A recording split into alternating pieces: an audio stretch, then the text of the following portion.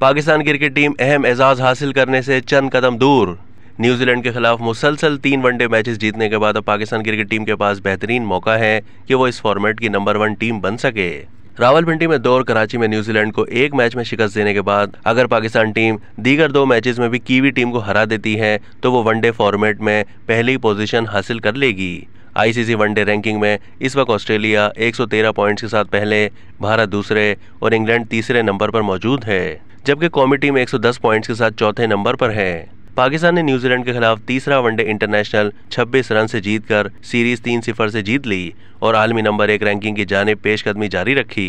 New Zealand की team 5 गेंद पहले 261 रन बनाकर आउट हो गई। पाकिस्तान ने कीवीज का आसानी से शिकार करके 12 साल बाद वनडे सीरीज जीतने का एजाज हासिल किया। 2011 में पाकिस्तान ने आखिरी सीरीज जीती थी, उसके बाद न्यूजीलैंड ने 5 सीरीज में पाकिस्तान को शिकस्त दी। अब तक के लिए इतना ही। मज़ीद मालूमात के लिए डेली जंग के यूट्यूब चैनल को सब्सक्राइब कीजिए।